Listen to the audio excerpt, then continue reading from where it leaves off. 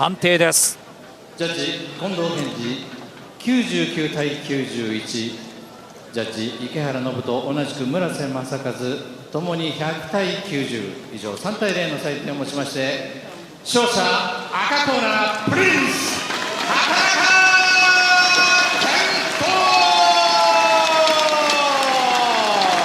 中お聞きのようにスーパーフライ級の10回戦、畑中健人が判定で勝利をしました。復帰第2戦連勝勝利いたしました。ここにいるうちの本物のスクールスポーツのために行こうぜベイビーバンとの国は気をつけて、現実になることがありますからね。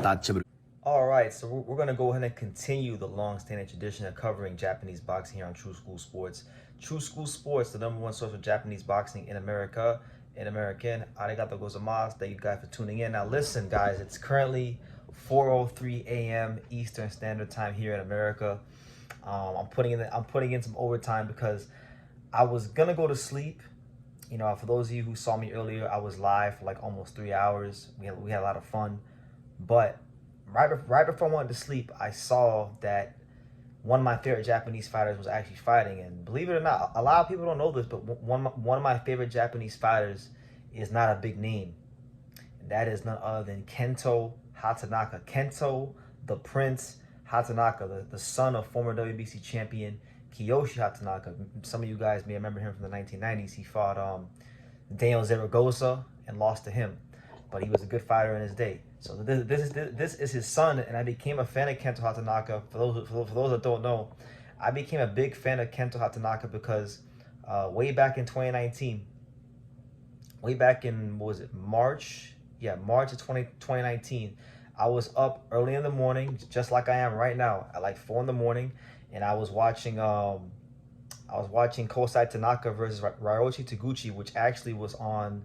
It was actually televised by Top Rank in the States, so that's how I got a chance to watch him. And he wound up knocking out a guy from Thailand in like 8 rounds to win the WBC Youth Flyweight title, or the WBC Youth Flyweight title. And he looked so good in that fight. He looked so vicious in that fight. He looked every bit the part of a future world champion. That was, you know, now 6 years ago, so some time has passed, and that was his 8th pro fight. You know, this fight today was his 18th pro fight. So it's been, you know, 10 fights since then in 6 years. And in this fight right here, he fought a fighter that I am familiar with, that fans of the lighter weight categories will be familiar with because he fought Roman Gonzalez, and that is none other than Diomel Diocos. Diomel Diocos from the Philippines. You know, he's a journeyman, so to speak. You know, he's been in there with Roman Gonzalez, he's been in there with Daigo Higa, and those are probably the most notable names he's fought. Now, the only 2 guys that have ever stopped him, which is Daigo Higa and Roman Gonzalez, those guys would go on to win world titles after fighting him, right? So this to me was a big test for Hatanaka because, in my opinion, if he wasn't able to stop Diomel Diocos, the alarm bell should be finally going off in my head that, hey, maybe Kento Hatanaka is just not going to be a world champion because, you know, he was on his way to becoming a world champion, but then he lost. Hatanaka actually wound up losing his fight last August. Around this time, last August, he fought a guy from Thailand whose name I'm not even going to try to pronounce because I always get the names wrong when I try to pronounce it. But that guy later wound up, he upset Kento Hatanaka, and then he fought Seiko Yuri Yakuich for a split decision loss. So to me, that's not even really a bad loss. You know, that guy showed that, you know, he belonged on a very high level. You know, so that being said, I was watching this fight with Diomel Diocos expecting a Kento Hatanaka stoppage victory, and I didn't get that. That's not what I got. I watched the fight. Kento Hatanaka won the fight clearly. It wasn't a close fight, but he left a lot to be desired. Like he did not have the kind of performance that I was hoping he'd have. He was throwing a lot of single shots. And one thing about Kento, because his dad was a world champion and he's very well schooled, he's very good at placing his shots. So a lot of the times it'll be single shots to the body or single shots to the head, and he places them very, very well. So they have an effect on the opponent. But with a guy like Diocos, who's been in there with some big punchers and big time fighters. You know, if he wanted to get a knockout, he needed to show a little bit more urgency and put his punches together a bit more. And he just wouldn't do it for like 5, 6, 7 rounds. He was not putting his punches together the way he needed to knock out Diomel Diocos. So what wound up happening was, ultimately, it was a good steady performance, but the fight passed him by, and he didn't stop Diomel Diocos. So he gets the win. He improves to 17-1 with 11 knockouts. But to me, it's very alarming that he couldn't stop Diomel Diocos, because Diocos, you know, he's 32 years old, but he's been through some wars.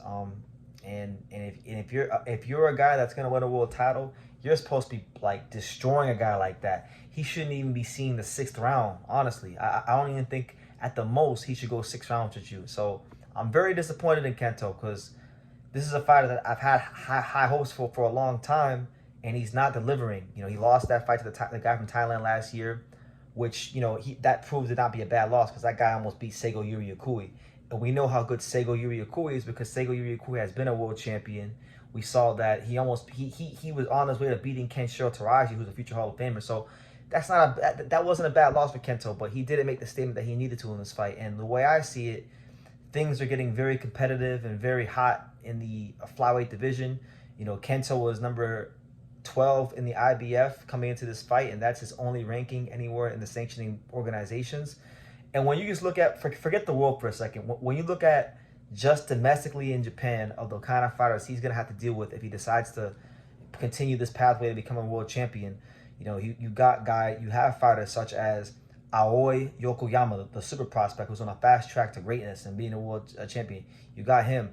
You got Taku Kuwahara, who's giving Seigo Yuriokui tough fights. You got him. You have, you know, just really tough fighters domestically in Japan. Some guys that he may not be able to beat. If you go a little further up, guys that aren't in Japan, you got guys like Andrew Maloney, RG Cortez. I mean, so these are not easy guys. Even a guy like Jack Turner from the UK can punch.